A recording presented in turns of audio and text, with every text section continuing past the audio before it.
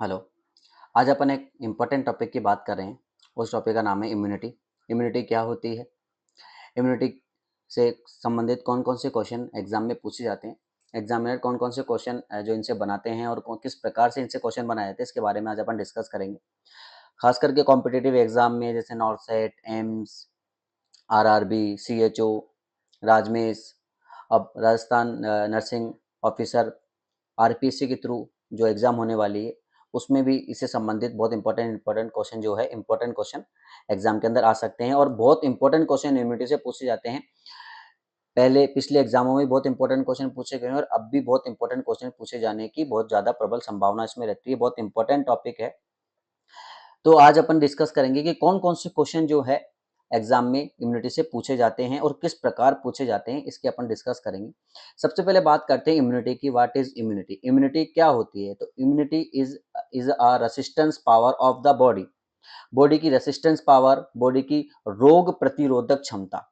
किसी भी व्यक्ति की बॉडी की रोग प्रतिरोधक क्षमता क्या कहलाती है? इम्यूनिटी कहलाती है। यानी ऐसे माइक्रो ऑर्गेनिज्म जो बीमारी फैलाते हैं, जो इन्फेक्शन पैदा करते हैं, उन्हें अपन बोलते हैं पैथोजेनिक माइक्रो ऑर्गेनिज्म।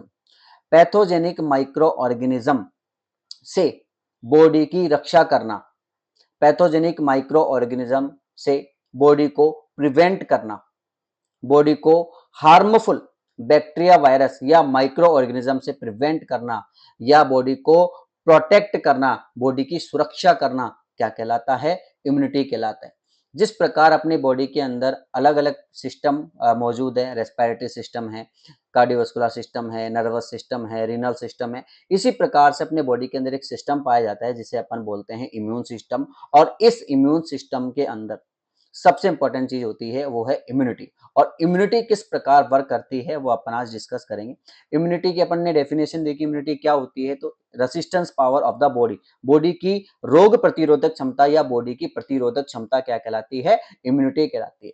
रोगाणुओं से लड़ने की क्षमता, बॉडी के अंदर रोगाणुओं से लड़ने की क्षमता क्या कहलाती है? इम्यूनिटी कहलाती है। यानी रोगाणुओं का मतलब ऐसे रोग, ऐसे माइक्रोऑर्गेनिज्म जो क्या करते हैं? रोग पैदा करते हैं, इन्फेक्शन पैदा करते हैं, जो बॉडी के लिए क्या होते हैं? हार्मफुल होते हैं, बॉडी को बीमार कर देते हैं। ऐसे रोगाणुओं से लड़ने की क्षमता क्या कहलाती है? इम्यूनिटी कहलाती है। बात करते हैं अपने बॉडी के अंदर इम्यूनिटी वर्क कैसे करती है। तो एक छोटे से डायग्राम से अपन शुरू के अंदर मैं आपको बताना चाहूंगा इम्यूनिटी कैसे वर्क करती है। एग्जाम्पल के तौर पे अपन मान लेते हैं ये कोई पर्सन है, ये पर्सन है।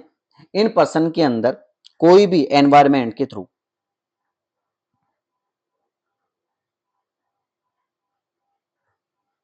सॉरी,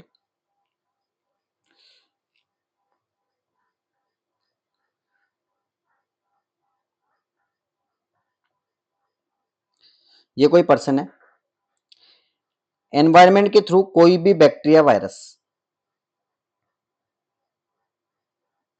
या अपन कह सकते हैं माइक्रो ऑर्गेनिज्म,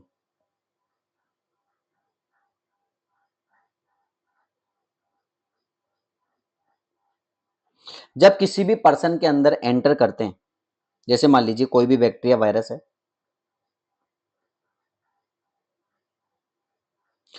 कोई भी जब बैक्टीरिया, वायरस है, जब इस पर्सन किसी भी पर्सन में जब एंटर करते हैं, जैसे मान लीजिए बैक्टीरिया, वायरस और ये इस पर्सन के अंदर एंटर कर गए, इस प्रकार से एंटर कर गए। एंटर करने के बाद में बॉडी के अंदर एक क्या होती है? इम्यूनिटी मौजूद होती है। और इम्यूनिटी में क्या मौजूद होते हैं? एंटीबॉडीज होती है। बॉडी के अंदर जो एंटीबॉडी होती है वो जब ये बैक्टीरिया, वायरस बॉडी के अंदर एंटर होते हैं तो इन्हें अपन कहते हैं एंटीजन। जैसे ही बॉडी के अंदर कोई भी एंटीजन प्रेजेंट होता है, कोई भी एंटीजन बाहर से एंटर करता है, इन्हें अपन फॉरेन बॉडीज भी कहते हैं। क्या कहते हैं? फॉरेन बॉडीज भी कहा जाता है। जब कोई भी बैक्टीरिया, वायरस बॉडी के अंदर एंटर करता है, जब कोई भी एंटीजन बॉडी के अंदर एंटर करता है तो एंटीजन एंटीबॉडी रिएक्शन होती है। क्या होती है? एंटीजन एंटीबॉडी रिएक्शन होती है। यानी एंटीबॉडी उस एंटीजन को पहचान करके उसको क्या कर देती है? उस एंटीजन को किल कर देती है, उस बैक्टीरिया, वायरस को क्या कर देती है? किल कर देती है। तो इस बॉडी के अंदर जो भी एंटीबॉडी मौजूद है वो इस बैक्टीरिया, वायरस को क्या कर देगी? किल कर देगी। और जब यह बैक्टीरिया, वायरस मल्टीप्लाई नहीं कर पाएगा बॉडी के अंदर तो यह उस व्यक्ति को क्या नहीं करेगा? बीमार नहीं करेगा। यानी उस व्यक्ति के अंदर किसी भी प्रकार का कोई भी इंफेक्शन नहीं होगा, उस व्यक्ति में कोई भी बीमारी नहीं होगी। अगर उस पर्सन का इम्यून सिस्टम कमजोर है, उस पर्सन के अंदर इम्यूनिटी कमजोर है, तो यही बैक्टीरिया वायरस क्या करेगा, मल्टीप्लाई करेगा, अपनी संख्या में क्या करेगा, वृद्धि करेगा और उस व्यक्ति को क्या कर देगा, बीमार कर देगा, उस व्यक्ति के शरीर में क्या कर देगा, इन्फेक्शन पैदा कर देगा। ठीक है, तो इस प्रकार से जो इम्यूनिटी है वो अपनी बॉडी की क्या करती है, रक्षा करती है। जब एंटीजन एंटीबॉडी रिएक्शन होती है, क्या होती है, एंटीजन एंटीबॉडी रिएक्शन होती है, एंटीजन एंटीबॉडी रिएक्शन।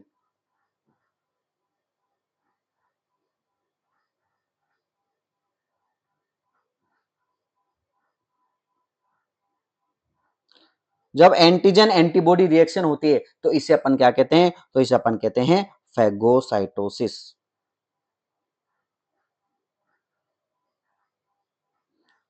बहुत इंपॉर्टेंट क्वेश्चन एग्जाम के अंदर पूछा जाता है, व्हाट इज फैगोसाइटोसिस। फैगोसाइटोसिस क्या होता है, तो एंटीजन एंटीबॉडी रिएक्शन होती है, एंटीजन और एंटीबॉडी आपस में लड़ते हैं, इस प्रक्रिया को ही, इस प्रोसेस को ही क्या कहा जाता है, फैगोसाइटोसिस कहा जाता है। जब एंटीबॉडी एंटीजन को क्या कर देती है, किल कर देती है, या एंटीजन और एंटीबॉडी क्या करते हैं, आपस में लड़ते हैं, इस प्रक्रिया को, इस प्रोसेस को क्या कहा जाता है, फैगोसाइटोसिस कहा जाता है।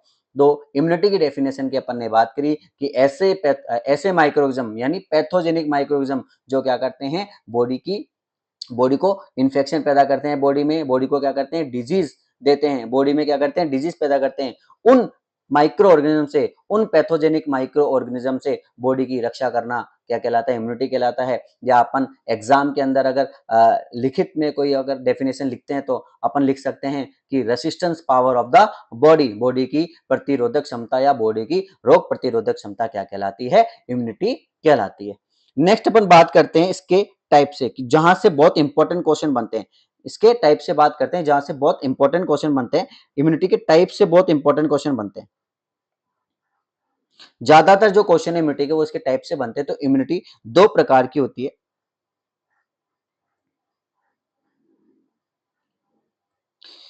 एक होती है इन्नेट इम्यूनिटी,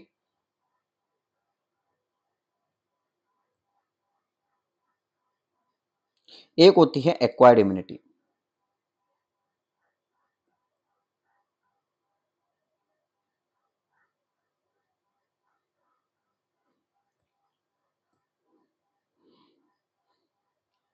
ऐसी इम्यूनिटी जो जन्मजात मिलती है, बाय बर्थ मिलती है, ऐसी इम्यूनिटी जो जन्मजात मिलती है, बाय बर्थ मिलती है, इस प्रकार की इम्यूनिटी को अपन क्या कहते हैं, इस प्रकार की इम्यूनिटी को अपन इन्नेट इम्यूनिटी कहते हैं। क्या कहते हैं, इन्नेट, बाय बर्थ, जन्मजात, बाय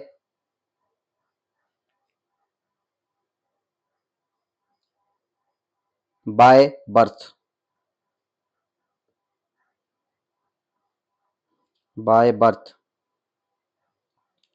जन्मजात मिलने वाली इम्यूनिटी, जन्मजात मिलने वाली इम्यूनिटी, या जन्म के साथ मिलने वाली इम्यूनिटी, यानी जब बच्चे का जन्म होता है तो वह इम्यूनिटी उस बच्चे के अंदर ही क्या होती है, मौजूद होती है। इस प्रकार की इम्यूनिटी को अपन क्या कहते हैं, इन्नेट इम्यूनिटी कहते हैं। तो एग्जाम में क्वेश्चन बनता है कि बाय बर्थ जन्मजात मिलने वाली इम्यूनिटी कौन सी इम्यूनिटी कहलाती है, तो आपका आंसर जाएगा इन्नेट इम्यूनिटी कहलाती है। कौन सी कहलाती है, इन्नेट इम्यूनिटी।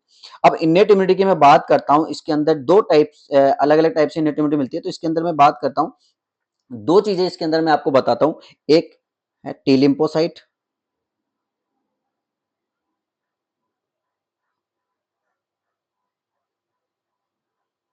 और दूसरा है आपका बी लिम्फोसाइट।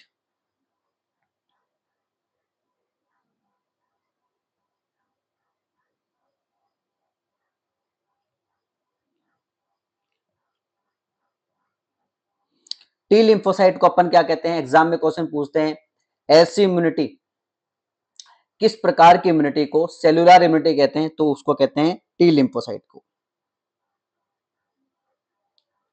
सेलुलर इम्यूनिटी कौन सी इम्यूनिटी होती है, टी लिम्फोसाइट। और बी लिम्फोसाइट को क्या कहते हैं, ह्यूमोरल इम्यूनिटी। तो एग्जाम के अंदर क्वेश्चन पूछा जाता है, और एग्जाम में क्वेश्चन पूछा जाता है सेलुलर इम्यूनिटी कौन सी होती है, टी लिम्फोसाइट होती है। एग्जाम में क्वेश्चन पूछा जाता है कि ह्यूमरल इम्यूनिटी कौन सी होती है, बी लिम्फोसाइट होती है, या बी लिम्फोसाइट किस प्रकार की इम्यूनिटी है, तो आप बताएंगे ह्यूमरल इम्यूनिटी है, या टी लिम्फोसाइट किस प्रकार की इम्यूनिटी है, तो आपका आंसर जाएगा सेलुलर इम्यूनिटी। फिर बात करते हैं इसके फॉर्मेशन की। जो टी लिम्फोसाइट है इसका फॉर्मेशन कहां पे होता है और बी लिम्फोसाइट है इसका फॉर्मेशन कहां पे होता है, तो बहुत आसान तरीका है याद रखने का। और आसान तरीका क्या है, जो टी लिम्फोसाइट है उस जो टी लिम्फोसाइट है उस इम्यूनिटी का जो फॉर्मेशन है वो कहां पर बनती है, वो बनती है थाइमस ग्लैंड में।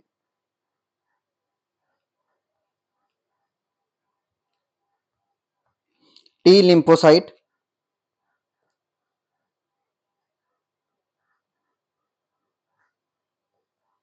टी लिम्फोसाइट कहां पे बनती है, थाइमस ग्लैंड में।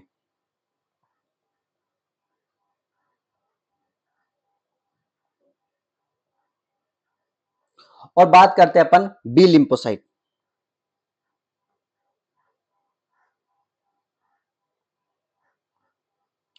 बी लिम्फोसाइट का फॉर्मेशन कहां होता है, तो बहुत इंपॉर्टेंट क्वेश्चन पूछते हैं और आपका आंसर जाएगा बोन मेरो में।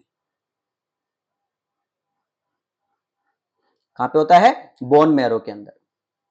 तो आपका बहुत ही इंपॉर्टेंट क्वेश्चन पूछते हैं कि टी लिम्फोसाइट किस प्रकार की इम्यूनिटी है, तो आप बताएंगे सेलुलर इम्यूनिटी। किस प्रकार की इम्यूनिटी है, सेलुलर इम्यूनिटी है। बी लिम्फोसाइट किस प्रकार की इम्यूनिटी है, तो आपका आंसर जाएगा B lymphocyte is a humoral immunity.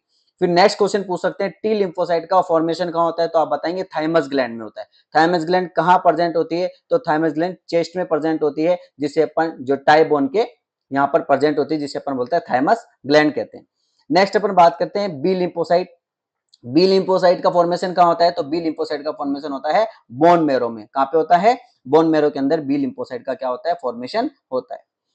Next अपन बात करते हैं एक्वायर्ड इम्यूनिटी की, कि what is acquired immunity. Acquired immunity क्या होती है, ऐसी इम्यूनिटी जिसे व्यक्ति जीवन के बाद, बर्थ बाद में पूरे जीवन भर, यानी बर्थ से लेके जब तक वह व्यक्ति पूरी जितनी लाइफ जिएगा, यानी जितने साल वह जिएगा, और जितने साल तक वह जिएगा, जितने साल तक उसकी लाइफ रहेगी, जब तक वह जो इम्यूनिटी बाहर से ग्रहण करेगा, एक्सटर्नल एनवायरनमेंट से ग्रहण करेगा, या किसी भी प्रकार की कोई भी, जैसे किसी दवाई के थ्रू ग्रहण करेगा या किसी इंजेक्शन के थ्रू ग्रहण करेगा, मदर से ग्रहण करेगा, या बनी बनाई एंटीबॉडी उसके अंदर इंट्रोड्यूस करवाई जाएगी, वो सारी की सारी इम्यूनिटी को अपन क्या कहते हैं, एक्वायर्ड इम्यूनिटी कहा जाता है। एक्वायर्ड इम्यूनिटी का मतलब है ऐसा व्यक्ति जो बर्थ के बाद में पूरे जीवन भर, पूरी लाइफ तक बाहर से ग्रहण की जाने वाली इम्यूनिटी को क्या कहा जाता है, एक्वायर्ड इम्यूनिटी कहा जाता है।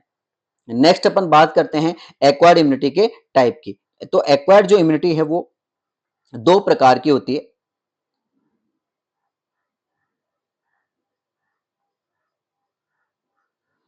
एक्वायर्ड इम्यूनिटी दो प्रकार की होती है। पहला होती है, इसमें पहली है एक्टिव और दूसरी है पैसिव।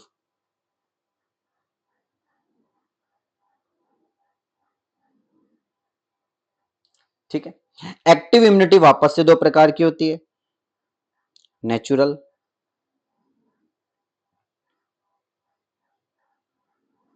और आर्टिफिशियल।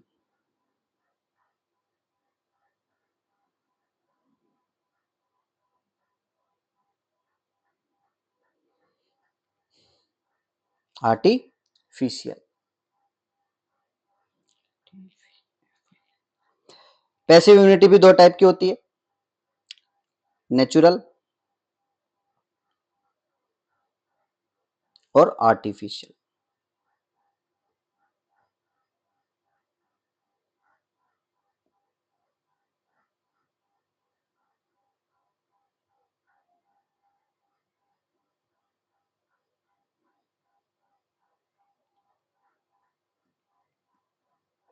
नेचुरल और आर्टिफिशियल।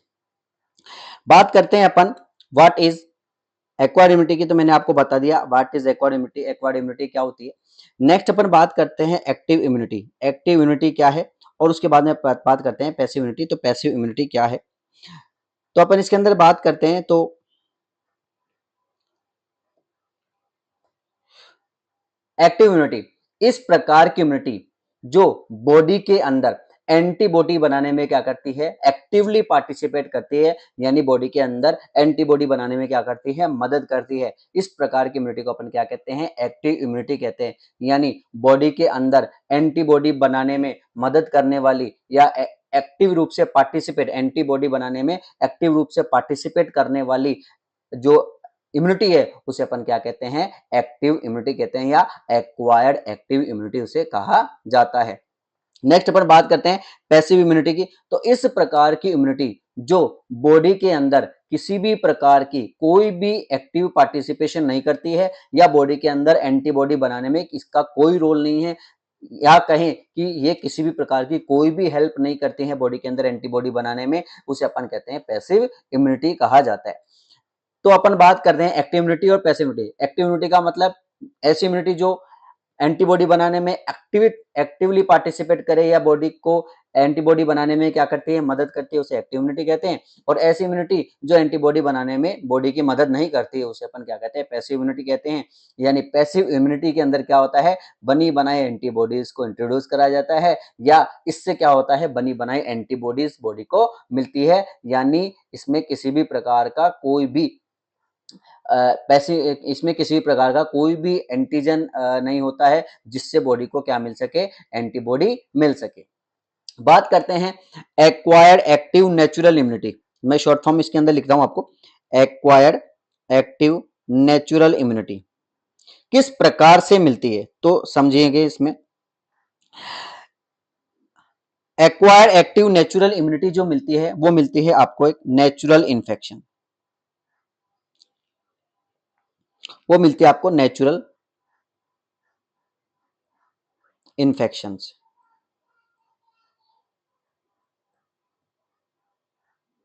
अपन इसका एक एग्जांपल लेते हैं, चिकन पॉक्स।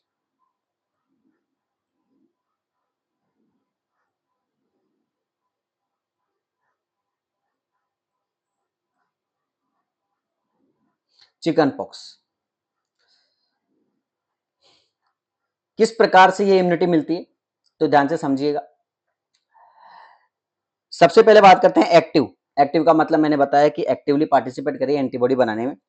और बात करते हैं नेचुरल। नेचुरल का मतलब प्राकृतिक। नेचुरल का मतलब प्राकृतिक। यहां पर नेचुरल प्राकृतिक का मतलब है यहां पर अपन किसी भी प्रकार की कोई भी दवाई पेशेंट को ना पिला रहे हैं, और ना किसी भी प्रकार की कोई भी पेशेंट को अपन इंजेक्शन लगा रहे हैं इम्यूनिटी प्रोवाइड करने के लिए। तो ये किस प्रकार से मिलती है, ये इस प्रकार से मिलती है। एग्जांपल जैसे अपन चिकन पॉक्स का लेते हैं, मान लीजिए जैसे चिकन पॉक्स के जो वायरस होता है उसका नाम होता है वेरिसोला जोस्टर वायरस।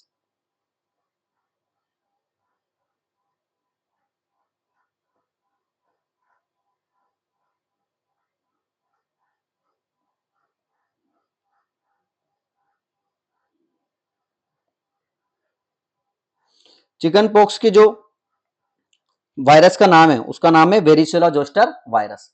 तो जब वेरिसोला जोस्टर वायरस, एक पर्सन है या एक बच्चा है जिसके अंदर वेरिसोला जोस्टर वायरस क्या हुआ, एंटर हुआ। वेरिसोला जोस्टर वायरस एंटर होने के बाद में उस पर्सन को कौन सी बीमारी हो गई, या उस बच्चे को कौन सी बीमारी हो गई, चिकन पॉक्स की बीमारी हो गई, या उस बच्चे को क्या हो गया, चिकन पॉक्स हो गया। अब इसमें इसमें अपन बात करते हैं कि यह इम्यूनिटी किस प्रकार मिलती है। तो पहली बार जब किसी भी बच्चे को या किसी पर्सन को चिकन पॉक्स से, एक एग्जांपल है चिकन पॉक्स का वायरस एंटर हुआ, एंटर होने के बाद में उस व्यक्ति की जो इम्यूनिटी है वो क्या है, कमजोर है। और उस व्यक्ति की इम्यूनिटी कमजोर होने के कारण वेरिसोला जोस्टर वायरस है जो क्या बॉडी के अंदर एंटर होने के बाद में उसने क्या किया, मल्टीप्लाई किया। और मल्टीप्लाई करने के बाद में उसने क्या किया, बॉडी के अंदर इन्फेक्शन पैदा कर दिया, और बॉडी को एक बीमारी है चिकन पॉक्स जो कम्युनिकेबल डिजीज है उससे ग्रसित कर दिया पेशेंट को। जब व्यक्ति इस बीमारी से ग्रसित हुआ तो उसने ट्रीटमेंट लिया, और ट्रीटमेंट लेने के बाद में वह व्यक्ति क्या हो गया, ठीक हो गया। अब क्या हुआ, अब जैसे ही व्यक्ति के अंदर वह वेरिसोला जोस्टर वायरस एंटर हुआ, एंटर होने के बाद में उस व्यक्ति को वह डिजीज हुई, साइन सिम्टम भी आए, उसने ट्रीटमेंट लिया और ट्रीटमेंट लेके ठीक हो गया। अब इससे क्या हुआ, इससे हुआ कि व्यक्ति के अंदर जो एंटीबॉडी है चिकन पॉक्स के वायरस की, वेरिसोला जोस्टर वायरस की, वह एंटीबॉडी उस व्यक्ति के अंदर क्या हो गई, स्टोर हो गई, यानी बन गई। अब उसी व्यक्ति के अंदर फ्यूचर में 5 साल बाद में, 10 साल बाद में या कुछ समय बाद में वेरिसोला जोस्टर वायरस वापस से एंटर होता है और एंटर होने के बाद में जैसे ही वेरिसोला जोस्टर वायरस एंटर होता है, क्योंकि व्यक्ति इस डिजीज से पहले ग्रसित, पहले बीमार हो चुका है, उसकी एंटीबॉडी बॉडी के अंदर बन चुकी है। अब जैसे ही फ्यूचर में चिकन पॉक्स का वायरस, वेरिसोला जोस्टर वायरस जैसे ही बॉडी के अंदर एंटर होगा, तो क्या होगा, वह बॉडी के अंदर जो एंटीबॉडी बनी हुई है चिकन पॉक्स के वेरिसोला जोस्टर वायरस की, वह एंटीबॉडी क्या कर लेगी, उस एंटीजन को तुरंत क्या कर लेगी, आइडेंटिफाई कर लेगी, पहचान लेगी। और जैसे ही आइडेंटिफाई कर लेगी, पहचान लेगी, तो वेरिसोला जोस्टर वायरस के जो वायरस है, वेरिसोला जोस्टर जो वायरस है, चिकन पॉक्स का जो वायरस है, उसको क्या कर देगी, किल कर देगी। और जैसे ही किल करेगी एंटीबॉडी, तो व्यक्ति को क्या नहीं होगा, चिकन पॉक्स नहीं होगा, या उस बच्चे को चिकन पॉक्स नहीं होगा।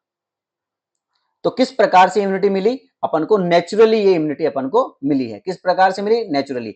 अपन ने इस इम्यूनिटी को प्रोवाइड करने के लिए ना किसी भी रूप में कोई ओरल मेडिसिन प्रोवाइड करी है, ना किसी भी रूप में कोई भी इंजेक्शन, कोई भी इंट्रामस्कुलर इंजेक्शन, कोई इंट्राडर्मल इंजेक्शन, सबक्यूटेनियस इंजेक्शन, किसी प्रकार का कोई भी इंजेक्शन ना अपन ने लगाया है, और ना ही कोई बच्चे को या किसी पर्सन को अपन ने कोई दवाई पिलाई है जिससे ये इम्यूनिटी मिल सके।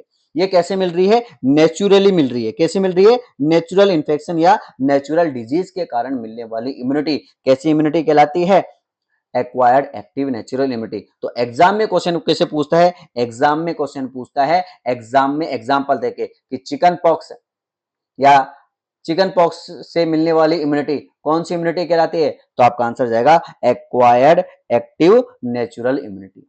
कौन सी इम्यूनिटी मिलती है, एक्वायर्ड एक्टिव। या क्वेश्चन पूछता है कि नेचुरल इन्फेक्शन से मिलने वाली इम्यूनिटी कौन सी इम्यूनिटी कहलाती है, एक्वायर्ड एक्टिव नेचुरल इम्यूनिटी कहलाती है। इस प्रकार से एग्जाम के अंदर क्वेश्चन बनते हैं। एग्जाम में एग्जामिनर इस प्रकार के जो एग्जाम्पल है, इनको आपके सामने क्वेश्चन में रखते हैं और आपको ऑप्शन के अंदर देते हैं कि ये पहचानिए कौन सी इम्यूनिटी है। ठीक है, बात करते हैं next, active acquired active artificial immunity. तो एक्वायर्ड एक्टिव आर्टिफिशियल जो इम्यूनिटी है, वो अपन को किसके थ्रू मिलती है, तो एक्वायर्ड एक्टिव आर्टिफिशियल जो इम्यूनिटी है, अपन बात करते हैं acquired active artificial immunity.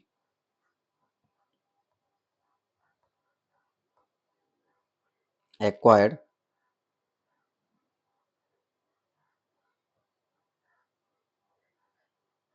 Active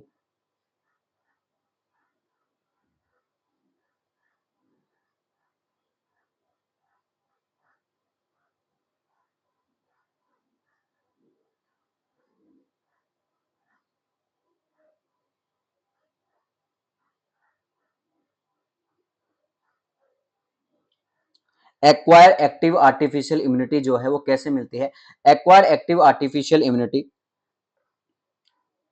मिलती है किसके द्वारा, वैक्सीनेशन के द्वारा,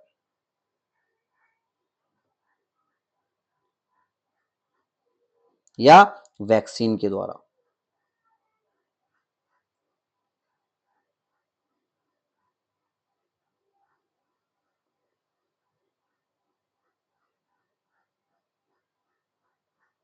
किसको द्वारा मिलती है, वैक्सीनेशन के द्वारा या वैक्सीन के द्वारा। यानी जितनी भी वैक्सीन है, जितनी भी वैक्सीन है इस दुनिया में, या जितनी भी वैक्सीन लगाई जाती है, वो बच्चे को लगाई जाती हो या अडल्ट को लगाई जाती हो, उस वैक्सीन से मिलने वाली इम्यूनिटी कौन सी इम्यूनिटी कहलाती है, एक्वायर्ड एक्टिव आर्टिफिशियल। चूंकि यहां पर नाम है आर्टिफिशियल, और आर्टिफिशियल इसलिए बोल रहे हैं क्योंकि अपन बाहर से इंजेक्शन के थ्रू या फिर दवाई के थ्रू क्या कर रहे हैं, ऑक्सीजन दे रहे हैं।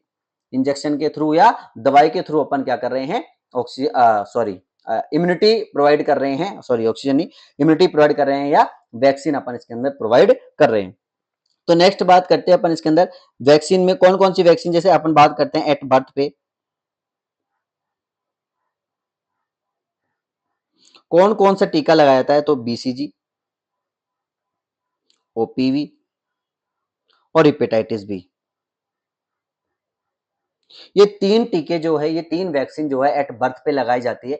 तो क्वेश्चन पूछेगा एग्जाम में, और एग्जाम में क्वेश्चन पूछेगा बीसीजी की वैक्सीन किस प्रकार की इम्यूनिटी है, या वैक्सीन किस प्रकार की इम्यूनिटी है। आपको पर्टिकुलर वैक्सीन का नाम भी दे सकता है और वैक्सीन वर्ड भी दे सकता है। तो वैक्सीन से मिलने वाली इम्यूनिटी, जो वैक्सीन है, जो वैक्सीन क्यों लगाई जाती है? उस बीमारी से प्रोटेक्ट करने के लिए। जैसे बीसीजी की वैक्सीन क्यों लगाते हैं? बीसीजी वैक्सीन लगाते हैं ट्यूबरकुलोसिस को प्रिवेंट करने के लिए। ओपीवी क्यों पिलाई? ओपीवी की दो ड्रॉप के लिए कहा जाता है, 2 बूंद जिंदगी की क्यों पिलाई जाती है?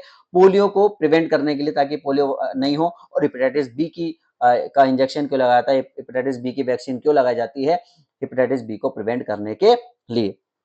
तो एग्जाम में बहुत इंपॉर्टेंट क्वेश्चन पूछेगा, और क्वेश्चन पूछेगा, वैक्सीन का नाम भी दे सकता है, वैक्सीन वर्ड भी दे सकता है कि वैक्सीन या बीसीजी, हेपेटाइटिस बी या ओपीवी से मिलने वाली इम्यूनिटी कौन सी इम्यूनिटी कहलाती है? तो आपका आंसर जाएगा एक्वायर्ड एक्टिव आर्टिफिशियल इम्यूनिटी कहलाती है। ऐसी इम्यूनिटी जो वैक्सीन के द्वारा मिलती है उसे अपन कहते हैं एक्वायर्ड एक्टिव आर्टिफिशियल इम्यूनिटी। ठीक है, तो अपन बात करते हैं, एक बहुत इंपॉर्टेंट क्वेश्चन यहां से पूछा जाता है, एट बर्थ पे तीनों ही वैक्सीन लगाई जाती है। तो इसमें एम्स में एक बार क्वेश्चन पूछा हुआ है, और वो क्वेश्चन पूछा है इन तीनों में सबसे पहले कौन सी वैक्सीन लगाई जाती है? तो इसमें आपका आंसर जाएगा, सबसे पहले कौन सी वैक्सीन लगाई जाती है? Hepatitis B. कौन सी लगाई जाती है? हेपेटाइटिस बी की सबसे पहले लगाई जाने वाली वैक्सीन कौन सी है? हेपेटाइटिस बी की है। तीनों ही वैक्सीन एट बर्थ पे लगाई जाती है, लेकिन सबसे पहले किसे लगाएंगे? हेपेटाइटिस बी को लगाएंगे। हेपेटाइटिस बी क्यों लगाई जाती है? क्योंकि यह ब्लड प्रोडक्ट से होने वाली बीमारी है। हेपेटाइटिस बी की वैक्सीन कैसे लगाई जाती है? इंट्रामस्कुलर लगाई जाती है। कितनी लगाई जाती है? 0.5 ml इसकी डोज होती है। रूट क्या होता है इसका? इंट्रामस्कुलर। साइट क्या होती है इसकी? इसके साइट होती है मिड एंट्रियोलेटरल ऑफ मिड थाई पे लगाई जाती है। और मसल का नाम पूछा जाता है तो कौन सी होती है? वास्टिस लेटरलिस मसल में लगाई जाती है। बीसीजी की वैक्सीन के लिए पूछते हैं बीसीजी की डोज कितनी होती है? तो 0.05 ml बीसीजी की डोज होती है। कैसे लगाते हैं? इंट्राडर्मली ये लगाई जाती है। इसकी साइट का क्या होती है? लेफ्ट अपर आर्म पे होती है। ऐसी वैक्सीन, क्वेश्चन पूछता है एग्जाम में, उस वैक्सीन का नाम बताइए जो परमानेंट स्कार का फॉर्मेशन करती है, परमानेंट स्कार बनाती है, वो कौन सी है? बीसीजी की वैक्सीन है। ओपीवी की आपको पता है 2 ड्रॉप पिलाते हैं। भारत सरकार के द्वारा समय समय पर डब्ल्यूएचओ के द्वारा जो है पल्स पोलियो कैंपेन जो है वो चलाया जाता है, जिसमें फर्स्ट डे जो है बूथ पे बैठते हैं, जिसमें बूथ पे पोलियो की दवाई पिलाई जाती है, और बाकी जो 3 दिन होते हैं उसके अंदर डोर टू डोर जाके बच्चों को 5 साल तक के बच्चों को, बर्थ से लेके 5 साल तक के बच्चों को जो है 2 ड्रॉप पोलियो की पिलाई जाती है, ताकि पोलियो नहीं हो। अगर बात करते हैं अपने भारत की, तो अपना भारत जो है वो 2014 के अंदर पोलियो फ्री हो चुका है, यानी एक भी केस भारत के अंदर पोलियो का मौजूद नहीं है। लेकिन भारत के पड़ोसी देशों के अंदर आज भी पोलियो मौजूद है, इसलिए जो पोलियो की दवाई पिलाई जाती है। तो इस प्रकार से क्वेश्चन पूछते हैं। अब अपन बात करते हैं नेक्स्ट, ये हो गया एक्वायर्ड एक्टिव आर्टिफिशियल। अपन बात करते हैं acquired passive natural immunity. Acquired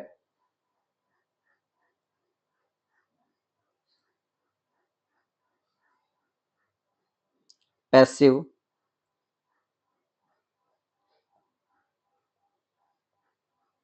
natural immunity. Acquired active passive natural immunity का जब क्वेश्चन आता है तो उसमें पूछता है कि एक्वायर्ड एक्टिव नेचुरल इम्यूनिटी में एग्जांपल, जैसे मैंने बताया एग्जांपल देके क्वेश्चन पूछेगा, तो एक्वायर्ड पैसिव नेचुरल इम्यूनिटी किससे मिलती है? तो ये मिलती है ब्रेस्ट फीडिंग के द्वारा।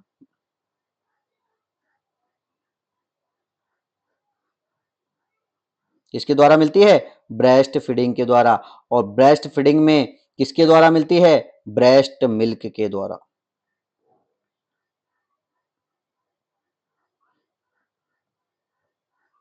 किसके द्वारा मिलती है? ब्रेस्ट मिल्क के द्वारा। पैसिव क्यों बोल रहे हैं? क्योंकि यह है पैसिव। पैसिव इसलिए बोला जा रहा है क्योंकि यह किससे जाती है? मदर से बच्चे में। किससे जाती है? मदर से बच्चे में। मदर टू चाइल्ड, या अपन न्यूबॉर्न भी इसको कह सकते हैं। न्यूबॉर्न भी अपन इसको कह सकते हैं। तो एक्वायर्ड एक्टिव पैसिव इम्यूनिटी, आपको एग्जाम में क्वेश्चन पूछेगा कि ब्रेस्ट मिल्क, क्वेश्चन क्या पूछेगा? ब्रेस्ट मिल्क या ब्रेस्ट फीडिंग से मिलने वाली इम्यूनिटी कौन सी इम्यूनिटी होती है? तो आपका आंसर जाएगा एक्वायर्ड पैसिव नेचुरल। एक्वायर्ड इसलिए क्योंकि सॉरी, एक्वायर्ड बाहर से करने, पैसिव इसलिए क्योंकि इसमें किसी भी प्रकार की, जैसे मैंने बताया था, यह कोई भी पैसिव इम्यूनिटी का मतलब होता है एंटीबॉडी बनाने में एक्टिव पार्टिसिपेट नहीं करती है, यानी ये बॉडी के अंदर हेल्प नहीं करती है एंटीबॉडी बनाने में। पैसिव मदर टू चाइल्ड में या न्यूबॉर्न के अंदर ये जा रही है, और नेचुरल इसलिए क्योंकि ना तो अपन इसमें कोई दवाई पिला रहे हैं, ना कोई इंजेक्शन इसके अंदर लगाया जा रहा है। अब यहाँ से बहुत इंपॉर्टेंट क्वेश्चन पूछते हैं कि ब्रेस्ट मिल्क के अंदर कौन सी इम्यूनोग्लोबिन या कौन सी एंटीबॉडी पाई जाती है, तो आपका आंसर जाएगा IgA, इम्यूनोग्लोबिन ए, IgA, इम्यूनोग्लोबिन ए। इम्यूनोग्लोबिन से भी बहुत इंपॉर्टेंट क्वेश्चन आते हैं, मैं आपको एक फटाफट रिवीजन करा देता हूँ इम्यूनोग्लोबिन से कौन कौन से क्वेश्चन पूछते हैं। IgA, ब्रेस्ट मिल्क में कौन सी इम्यूनोग्लोबिन पाई जाती है, IgA पाई जाती है, ध्यान रखना। ऐसी कौन सी इम्यूनोग्लोबिन है जो प्लेसेंटा बैरियर को क्रॉस करती है, वो है IgG। ऐसी कौन सी इम्यूनोग्लोबिन है जो बॉडी में सबसे ज्यादा मात्रा में पाई जाती है, 75% पाई जाती है, वो भी कौन सी है, IgG। ऐसी कौन सी इम्यूनोग्लोबिन है जो सबसे साइज में सबसे बड़ी होती है, वो कौन सी है, IgM। ऐसी कौन सी इम्यूनोग्लोबिन है जो हाइपर सेंसिटिविटी रिएक्शन या एलर्जिक रिएक्शन के लिए रेस्पॉन्सिबल है, उसका नाम है IgE। कौन सी है, IgE। तो आपको इस तरह से इम्यूनोग्लोबिन से क्वेश्चन पूछते हैं, तो आपको क्वेश्चन पूछेगा ब्रेस्ट मिल्क में कौन सी इम्यूनोग्लोबिन या कौन सी एंटीबॉडी पाई जाती है, तो आपका आंसर होगा IgA पाई जाती है। और अगर आपको ऐसे क्वेश्चन पूछ ले कि प्लेसेंटा बैरियर को कौन सी इम्यूनोग्लोबिन क्रॉस करती है, तो आपका आंसर जाएगा IgG। कौन सी, IgG। प्लेसेंटा बैरियर को जो है IgG क्रॉस करती है। और ब्रेस्ट मिल्क में कौन सी पाई जाती है, IgA। और कहां कहां पाई जाती है IgA, IgA सलाइवा में पाई जाती है, वेजाइनल सिक्रेशन में पाई जाती है। ठीक है, तो इस तरह से जो है क्वेश्चन पूछा जाता है एग्जाम में। तो अपन नेक्स्ट बात करते हैं acquired passive artificial immunity.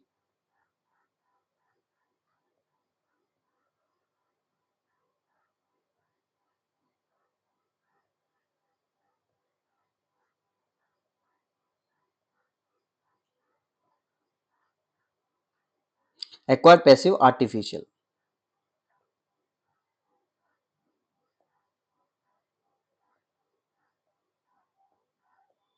Acquired passive artificial. अब आपको पता है एक्वायर्ड क्यों, क्योंकि बाहर से ग्रहण कर रहे हैं। पैसिव क्यों, क्योंकि एंटीबॉडी बनाने में कोई मदद नहीं करती है। और आर्टिफिशियल क्यों, क्योंकि इसमें अपन क्या करते हैं, बनी बनाई एंटीबॉडी को क्या करते हैं, इंट्रोड्यूस कराते हैं। Introduce readymade antibody, introduce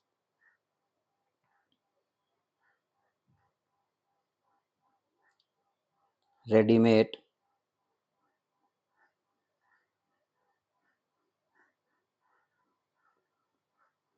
antibody, यानी बॉडी के अंदर बनी बनाई एंटीबॉडी, बॉडी के अंदर बनी बनाई एंटीबॉडी को इंट्रोड्यूस करना, बॉडी के अंदर इंजेक्शन के माध्यम से लगाना, उसे क्या कहा जाता है, एक्वायर्ड पैसिव आर्टिफिशियल इम्यूनिटी कहा जाता है। तो एग्जाम में क्वेश्चन पूछते हैं कि रेडीमेड एंटीबॉडी, या फिर एग्जाम में क्वेश्चन पूछेगा आपको एंटी सीरम या एंटी सेरा या एंटी सेरा, एंटी सीरम या एंटी सेरा लगाया जा रहा है, ये कौन सी इम्यूनिटी का एग्जांपल है, तो आप बताएंगे एक्वायर्ड पैसिव आर्टिफिशियल का एग्जांपल है। जैसे इसमें लगाते हैं IVIG, IVIG की फुल फॉर्म क्या होती है, इंट्राविनस इम्यूनोग्लोबिन। जैसे एग्जांपल की बात करें अपन और इसके अंदर, तो इसके अंदर और एग्जांपल होते हैं, जैसे rabies anti serum, rabies anti serum,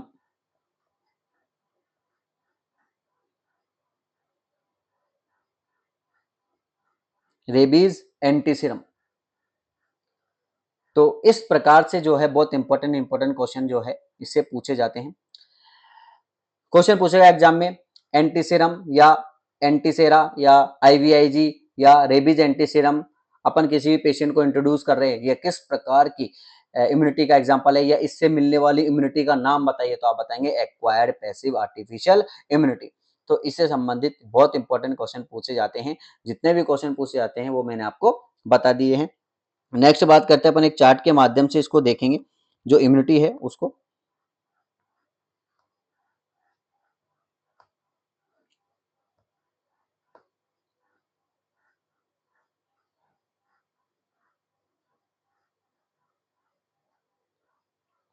types of immunity यहाँ पे लिखा हुआ है, आप देख रहे हैं। और टाइप्स ऑफ इम्यूनिटी में इसमें आप देख रहे हैं, immunity is the body natural ability to protect itself from harmful pathogen and disease. Harmful pathogen और डिजीज से बॉडी को क्या करती है, प्रोटेक्ट करती है। इटसेल्फ यानी बॉडी की क्या करती है, नेचुरली क्या करती है, बॉडी को प्रोटेक्ट करती है, बॉडी को क्या करती है, हार्मफुल इन्फेक्शन से बचाती है, बॉडी को क्या करती है, इन्फेक्शन में मदद, इन्फेक्शन बॉडी को इन्फेक्शन से बचाती है। बात करते हैं, जैसा कि मैंने आपको बताया टाइप्स की, इसके दो टाइप होते हैं, innate immunity, acquired immunity. Innate immunity ऐसी इम्यूनिटी जो कैसे मिलती है, प्रेजेंट एट बर्थ। देखो यहाँ पे लिखा हुआ है प्रेजेंट एट बर्थ, जो बर्थ के टाइम पे क्या होती है, प्रेजेंट होती है। बर्थ के टाइम पे क्या होती है, प्रेजेंट होती है। ऐसी इम्यूनिटी जो बर्थ के टाइम प्रेजेंट होती है उसे हम क्या कहते हैं, इन्नेट इम्यूनिटी। और ऐसी इम्यूनिटी जिसे व्यक्ति पूरे जीवन और बाहर से ग्रहण करता है उसे हम क्या कहते हैं, एक्वायर्ड इम्यूनिटी कहते हैं। टाइप्स की जब आप इसकी बात करेंगे, इसमें जैसे देखिए फिजिकल बैरियर में skin, mucous membrane, tear, saliva, sweat, ये सब जो हैं इन्नेट इम्यूनिटी के एग्जांपल है। इन सभी से जो है इन्नेट इम्यूनिटी मिलती है। केमिकल्स में gastric acid, enzyme, antimicrobial substance, destroy और इनहिबिट पैथोजन। ये पैथोजन को क्या कहते हैं, डिस्ट्रॉय। सेलुलर डिफेंस, जैसे मैंने आपको बताया था, नेचुरल किल सेल, फेगोसाइटोसिस में टी सेल और टी लिम्फोसाइट और बी लिम्फोसाइट। टी लिम्फोसाइट से एक क्वेश्चन और रह गया है, बहुत इंपॉर्टेंट क्वेश्चन पूछते हैं, ऐसी कौन सी इम्यूनिटी है जो HIV एड्स में अफेक्ट होती है। HIV एड्स में अफेक्ट होने वाली इम्यूनिटी का नाम बताइए, तो आप बताएंगे सेलुलर इम्यूनिटी। कौन सी होती है, सेलुलर। या फिर क्वेश्चन पूछ सकता है सेलुलर इम्यूनिटी कौन सी डिजीज में अफेक्ट होती है, तो आप बताएंगे HIV एड्स में। और नाम भी बता सकते हैं, टी हेल्पर सेल और CD4 cell. T helper cell और CD4 सेल जो होती है वो HIV एड्स में क्या होती है, अफेक्ट होती है। तो बहुत important question T cell cellular immunity से भी पूछा जाता है। इन्फ्लामेटरी रेस्पॉन्स, जैसे redness, swelling, pain, fever, patho, ये भी जो है क्या करते हैं, पैथोजन को इनहिबिट करते हैं, पैथोजन को किल करने में मदद करते हैं, इन्फ्लामेटरी प्रोसेस। नेक्स्ट बात करते हैं अपन एक्टिव इम्यूनिटी के अंदर। एक्वायर्ड इम्यूनिटी में एक्टिव और पैसिव दो टाइप की है। जैसा आपको बताया था कि नेचुरल जो है वो नेचुरल डिजीज से मिलती है, और आर्टिफिशियल किससे मिलती है, वैक्सीनेशन के द्वारा। नेचुरल पैसिव जो है बाय ब्रेस्ट मिल्क के द्वारा मिलती है, और आर्टिफिशियल पैसिव किसके द्वारा मिलती है, बनी बनाई रेडीमेड एंटीबॉडी इसके अंदर क्या की जाती है, इंट्रोड्यूस करवाई जाती है। ठीक है, तो इस प्रकार से जो है इम्यूनिटी से क्वेश्चन पूछे जाते हैं। बहुत इंपॉर्टेंट क्वेश्चन इम्यूनिटी से पूछे जाते हैं।